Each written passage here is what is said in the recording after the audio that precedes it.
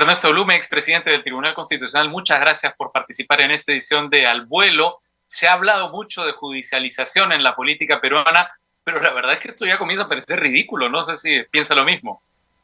Bueno, efectivamente, pero en primer lugar quisiera expresar mi satisfacción de encontrarme en este programa y encontrarme contigo, Raúl, que ha sido un directo alumno mío en la Universidad de Lima, en la Facultad de Derecho, y encontrarme después de tantos años y verte que te desarrollas con tanta solvencia en el mundo del periodismo, lo Muchas cual me gracias, lo mismo causa digo.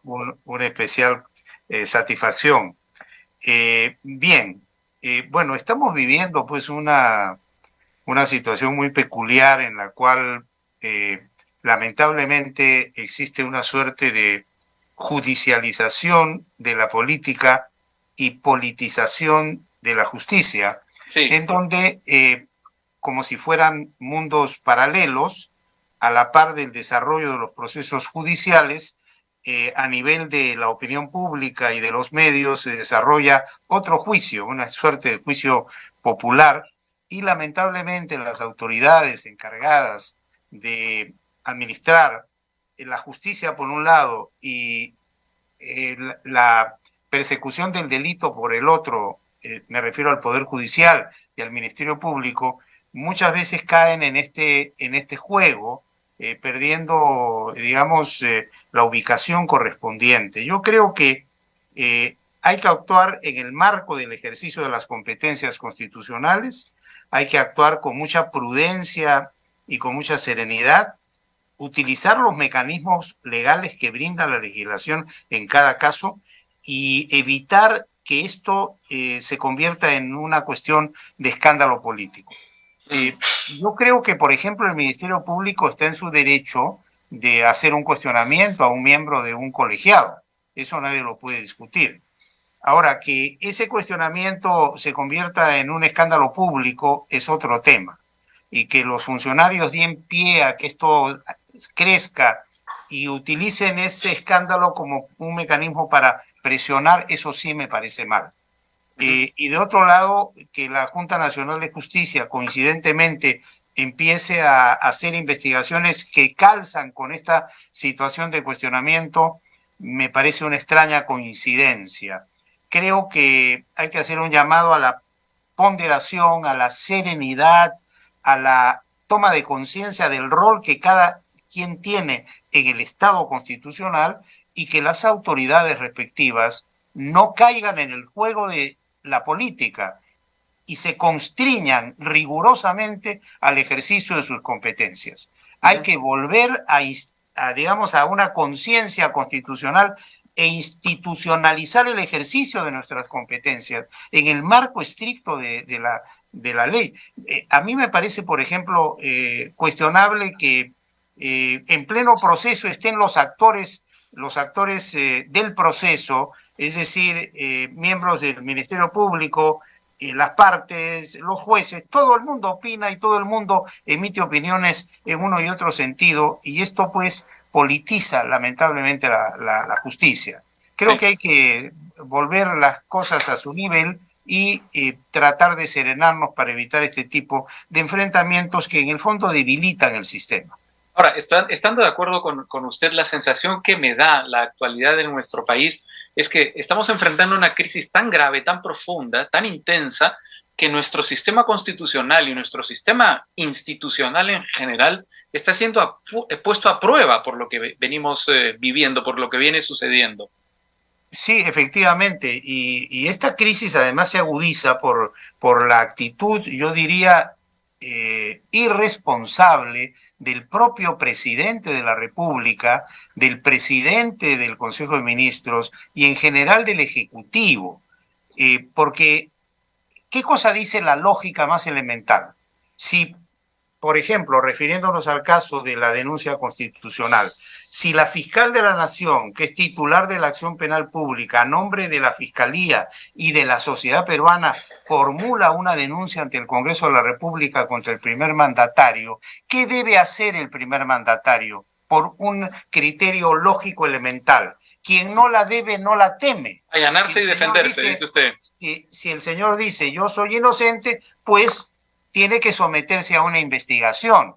Claro. Y si ama tanto al Perú como dice amarlo y es un abanderado y un portaestandarte del pueblo, primero está el Perú y después está él. Si él va a ser un obstáculo, dar un paso al costado para que se investigue con libertad, se demuestre su supuesta inocencia y el país no se perjudique. Pero, sin embargo, la reacción es totalmente desconcertante, porque el investigado se convierte en acusador y empieza a cuestionar a quien lo acusa y a hacer denuncias y a recurrir inclusive a la comunidad internacional. En forma grotesca y descarada se sorprende a la OEA, Sí. se utiliza la Carta Democrática Interamericana para lanzar una mentira, decir que en el Perú, porque se investiga a un presidente a través del Congreso, estamos en peligro de un golpe de Estado. Por cierto, Entonces, tengo una información de último minuto, si me la sí, permite, que es que la OEA acaba de anunciar, tenemos la carta, que viene la próxima semana al Perú. Es una carta que acaba de recibir el presidente del Congreso, el señor Williams. Ya tiene la respuesta el gobierno de su solicitud. Ya vendrá la misión de observación de la OEA la próxima semana para, digamos, comprobar in situ cómo está la situación de nuestro país. Ahora, dos cosas en lo que corresponde a la OEA. Uno, no me queda muy claro si ha sido sorprendida la OEA o ha actuado simplemente digamos, de manera automática, porque así es como se responde a ese tipo de solicitudes dentro del marco de la Carta Democrática, y más bien, ahora que venga la misión de observación, tendrá un pronunciamiento de fondo. Yo creo que hay que distinguir lo siguiente. La situación provocada por el Perú utilizando una argumentación inacorde con la verdad, para solicitar la activación de la Carta Democrática Interamericana, no está prevista en ninguna norma, porque a nadie imagina que un gobierno puede mentir tan descaradamente ante la comunidad internacional y decir que aquí, porque se investiga a un presidente, se está cometiendo un golpe de Estado. Entonces, es una situación no prevista. Obviamente, la OEA, si recibe de un Estado un pedido de activación de la Carta Democrática Interamericana, tiene que activar sus mecanismos. Claro. Eso es natural. O sea, el hecho de que venga una misión de la OEA simplemente es consecuencia de la aplicación de los mecanismos previstos en la Carta Democrática Interamericana. No es otra cosa. Y hay que aprovechar la presencia de esta misión para que los actores políticos, los involucrados tengan la oportunidad de expresar todos sus argumentos, y creo que quedará demostrado después de esta visita que aquí en el Perú no existe un golpe de Estado y que lo que sí se da es una investigación contra un presidente a quien supuestamente se le atribuye la calidad de cabecilla de una organización criminal. Hay de todo en esa solicitud de activación de la Carta Democrática, también hay verdades. El gobierno digamos, reclama esa activación porque no se le permitió, digamos, un reconocimiento más o menos claro en el momento de la elección, refiriéndose a la campaña del fraude electoral. Pero también es verdad, doctor Blume, que la OEA ha tenido actividades muy importantes en la historia más o menos reciente de nuestro país frente a conductas más o menos similares. Uno no esperaría que un gobierno impulsara un fraude electoral, y eso fue lo que ocurrió en el año 2000 en las elecciones, en la que, recordemos, el señor Stein presidía la misión de observación de la OEA y se retiró, declarando de manera obvia que no eran unas elecciones limpias. Entonces, yo no creo que la OEA sea ingenua. Yo creo que va a venir, va a ver las cosas y seguramente se va a formar una opinión más o menos ponderada de lo que ocurre en nuestro país. Yo coincido en que hay que confiar en esta misión, que va a hacer un análisis muy ponderado, que va a hacer un adecuado diagnóstico de la problemática, va a oír a las partes involucradas y luego va a emitir una posición constructiva, porque no nos olvidemos que la Carta Democrática Interamericana tiene como sustento el resguardar y el preservar la democracia y el sistema interamericano. Claro. Entonces, esto es el objetivo. y por lo tanto seguramente después de esta visita vendrán algunas recomendaciones, pero no son más que eso, recomendaciones. Tampoco hay que tomar esta visita como si se tratara de una situación que va a generar imposiciones para el Perú, porque creo que la situación no da para más. La situación, tiene varios frentes desde el punto de vista constitucional. Me refiero a la situación del presidente Pedro Castillo. Hay varias interpretaciones que buscan retirarlo del cargo, suspenderlo del cargo, hacer, que abandone la presidencia, afronte la justicia o por lo menos deje de causar los estropicios que viene causando. Una teoría es la que propusieron algunos abogados y respalda a la fiscal de la Nación, que sea ahora el Congreso de la República el que decida la constitucionalidad de una denuncia contra el presidente y por tanto que decida, cómo se interpreta el artículo 117. Hay otra propuesta que dice que lo que se tiene que hacer es un juicio político contra el presidente y hay otra posición que dice que la Constitución está pensada para blindar a la institución presidencial y que por tanto no hay ninguna salida empleando estos dos mecanismos posibles. Y dentro de este grupo de opiniones hay una que postula que quizá la única salida realmente dentro del marco de nuestra Constitución de limpia sería conseguir 66 votos dentro del Congreso para una reforma constitucional que nos permita ir a un referéndum para un adelanto de elecciones. Dentro de toda esta maraña jurídica que he tratado de resumir, no sé cuál es su posición, con qué alternativa está más de acuerdo. Bueno, muchas gracias y felicitaciones porque observo que en ese análisis hay pues un basamento jurídico muy sustantivo que viene de la formación académica que recibió Raúl Tola en la Universidad de Lima. Bueno, lo primero es lo siguiente. Yo creo que la tesis del Ministerio Público, con el respeto que me merece, no es la más adecuada porque la Convención de las Naciones Unidas contra la Corrupción, a los efectos de la aplicación de esa convención, remite al ordenamiento jurídico interno.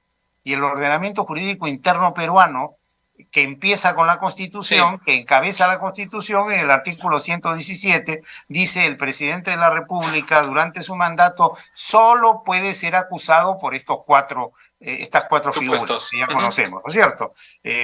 Y por lo tanto, es la interpretación de aplicar la convención e inaplicar la parte del 117 para habilitar una acusación por delitos comunes, como son los que ha denunciado la fiscal, es decir, organización criminal, tráfico de influencias, colusión agravada, desde mi punto de vista no va. Y por lo tanto nos quedamos con lo siguiente. ¿Cómo debe el Congreso encauzar la denuncia constitucional formulada por la fiscal de la Nación?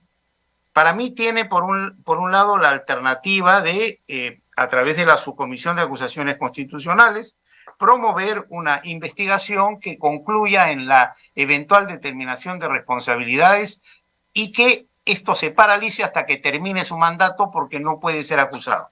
Y otra es que, existiendo ya solicitudes, una solicitud de vacancia en giro, toda esta argumentación adicional que abona en la inconducta de un presidente que lo descalifica para el ejercicio de la magistratura presidencial, configure elementos para lograr la vacancia por incapacidad moral permanente prevista en el artículo 113, inciso segundo, y que por lo tanto, por esa vía, si es que logran reunir 87 votos, se vaque al presidente de la República. De no ser esto posible, desde mi punto de vista, queda abierta la posibilidad de la suspensión prevista en el artículo 114, inciso primero, sí, que si bien es por una incapacidad temporal y no define cuál es esa incapacidad temporal, el Congreso tiene ahí que interpretar y crear derecho parlamentario y asumir que se da esa situación,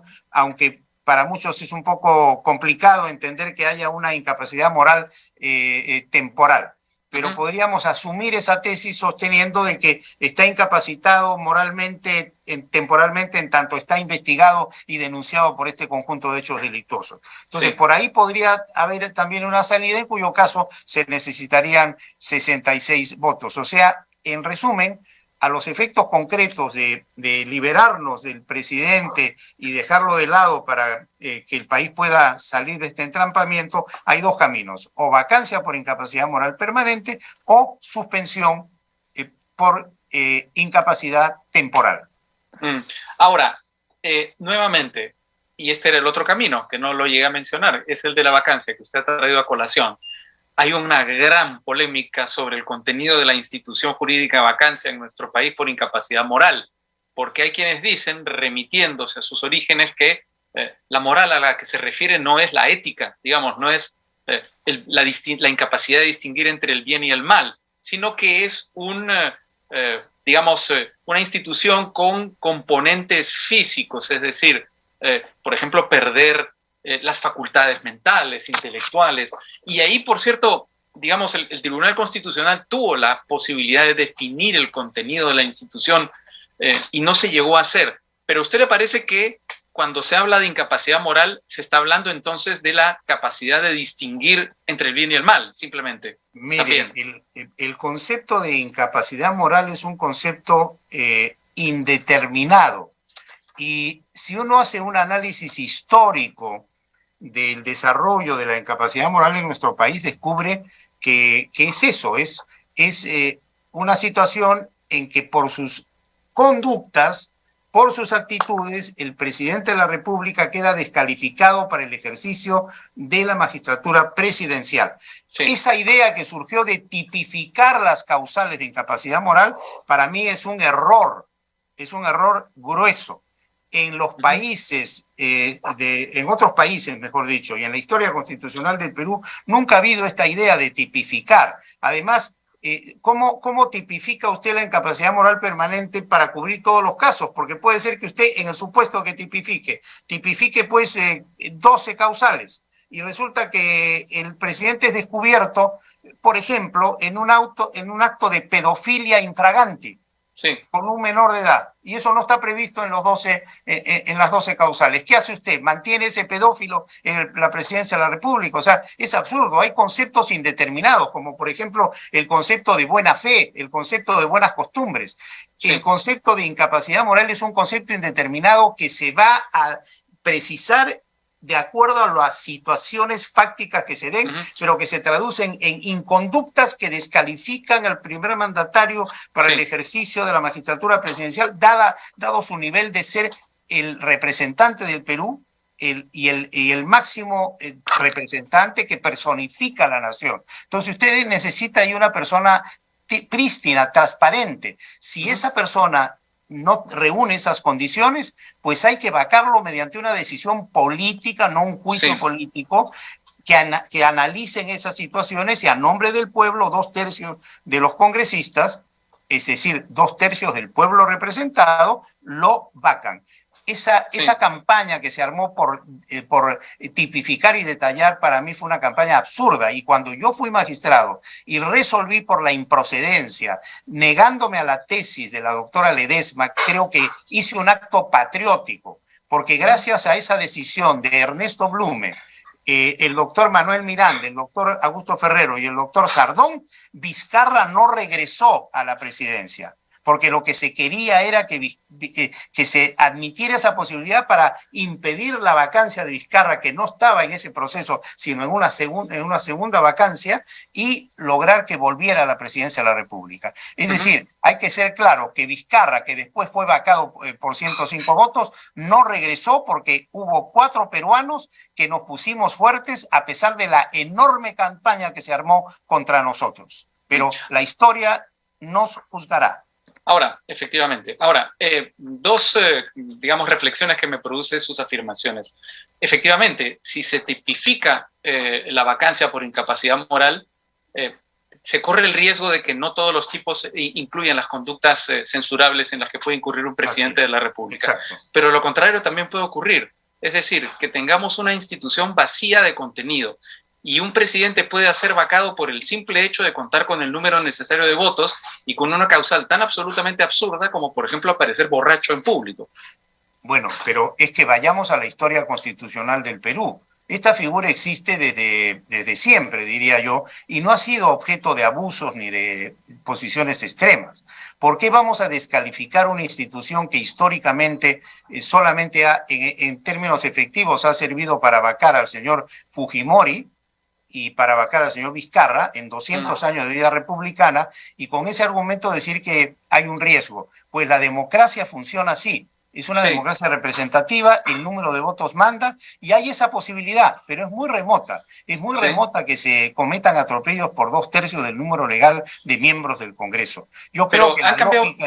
Sí, es que ha cambiado la situación, magistrado Blume o doctor Blume, porque es verdad que en 200 años de vida democrática en nuestro país solamente se ha vacado a 2 presidentes, pero en este periodo de 1 año y medio se han presentado 3 procesos de vacancia, 3 iniciativas de vacancia. Es decir, yo creo que estamos viviendo... Pero eso no tiene nada de malo que se presenten pedidos de vacancia, porque tiene usted un presidente... ¿Le parece? Es que tiene usted un presidente que está incurriendo pues en una serie de situaciones que motivan ese pedido. Pero vea usted que a pesar de todo el Congreso todavía no decide. O sea, no es una figura que se puede prestar a abusos tan fácilmente. ¿No le parece mal la epidemia de procesos de vacancia que hemos vivido en los últimos 4 años, 5 años? Pedro Pablo Kuczynski también enfrentó uno. Yo creo que no es que me parezca mal o bien. Lo que ocurre es que el Congreso tiene esa posibilidad. Y yo creo que no podemos tapar el sol con un dedo. El señor Castillo no califica para presidente de la República. Y lo que hay que hacer es apoyar al Congreso para que se sienta potente y puedan sumar los votos para lograr ese objetivo.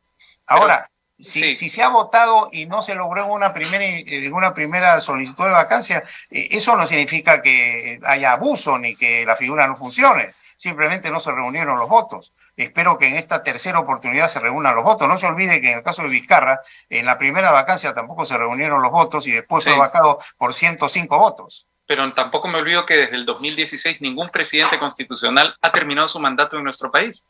En buena parte pero eso no significa que esté fallando el sistema. Yo creo que sí. Lo que significa es que se está aplicando de manera abusiva la institución de la vacancia en nuestro país. No creo, en absoluto. Yo discrepo radicalmente, Raúl, de usted. Yo creo que no. Yo creo que ha sido prudente la aplicación de la vacancia en la historia constitucional del Perú, y creo que lo que ha ocurrido en este país es que por razones políticas, cuando vacan al señor Vizcarra y el señor Merino asume la presidencia en estricto orden constitucional, se crea toda una campaña para provocar su renuncia y luego viene el señor Sagasti. Pero es que cuando la política se mezcla y los medios no son responsables para asumir su rol, se dan estos excesos y después se acusa al sistema constitucional. No es el sistema constitucional el que ha fallado. ¿No tampoco en el caso de Pedro Pablo Kuczynski? Tampoco, porque renunció. Pero, porque fue sometido a 2 procesos de vacancia. Pero es que había causal, o sea, pues es que no es que se abuse de la vacancia, es que si se da una causal, el Congreso está expedito en su derecho de promover un proceso de vacancia. Y eso no nos debe asustar. Como no nos debe asustar la interpelación y los mecanismos constitucionales que se dan, son mecanismos contemplados en la Constitución. Es el sistema que lo permite. Ahora, si no hay el número de votos, pues no prosperará. Ahora, y el otro aspecto que me llama la atención de su reflexión es que se siente orgulloso, digamos, de la consecuencia política de la falta, digamos, de definición como tipo penal de la vacancia. Mire, me estoy refiriendo específicamente a lo siguiente. Hubo un primer proceso competencial promovido por el Poder Ejecutivo contra el Poder Legislativo por la primera vacancia de Vizcarra. En ese proceso, en el trámite del proceso, el Congreso archivó la vacancia porque no se lograron los votos. Y cuando se tuvo que resolver, se resolvió declarando la sustracción de la materia. Lo que quería la ponente de esa causa, la doctora Ledesma, era que resolviéramos definiendo las causales de vacancia, a pesar que había caído en improcedencia el caso. ¿Y por qué se quería eso? Porque evidentemente, como había otro proceso de vacancia en giro, si es que se tipificaba, el otro proceso venía sin tipificación y entonces, obviamente, eso favorecía al señor Vizcarra. Además, Yo recuerdo que hubo una situación muy curiosa. Un día domingo salió el señor Vizcarra de su departamento de la avenida 2 de Mayo a las 4 de la tarde y dijo que todo lo dejaba en manos del tribunal. Y el tribunal había señalado fecha para la vista de la causa el día miércoles. Pero, oh sorpresa, a la media hora recibimos una comunicación por WhatsApp citándonos a pleno del tribunal para el lunes, al día siguiente. Y en ese lunes que hubo pleno, se quería que resolviéramos sin audiencia, a lo cual me opuse tajantemente. Y entonces se dijo al día siguiente, me opuse también. Se dijo el día de la audiencia, me opuse también. Y se resolvió el día jueves. Me está diciendo que la vehemencia inusitada por resolver como si hubiese una suerte pues de ya presentimiento del señor Vizcarra que el tribunal iba a dar la razón. Me está diciendo entonces que la magistrada Ledesma tenía algún tipo de pacto con el expresidente Vizcarra. No puedo afirmar eso, desconozco totalmente. Pero lo sospecha, por lo menos, es lo que nos está dando a entender. No, lo que estoy diciendo es que fácticamente sale el señor Vizcarra un domingo y el día lunes se nos cita a las 12 del día y se nos pide resolver en ese momento. Y eso no prosperó porque la mayoría de magistrados dijimos el tribunal no es pues un títere del señor Vizcarra. De acuerdo. Doctor Blume, podría seguir conversando con usted porque además es muy interesante intercambiar puntos de vista de manera alturada, cosa que en nuestro país sí, yo claro. creo que estamos echando de menos, y argumentos jurídicos sobre temas de tanta actualidad y tan interesantes. Desafortunadamente nos ha vencido el tiempo, pero lo comprometo a volver a conversar en breve, si le parece. Pero que quede constancia que sigo orgulloso y el país nos debe que Vizcarra no haya vuelto por esa decisión, aunque fueron muy injustos con nosotros. Está clarísima su posición. Muchas gracias. Correcto. Que esté muy bien. Hasta pronto. Adiós, hasta pronto.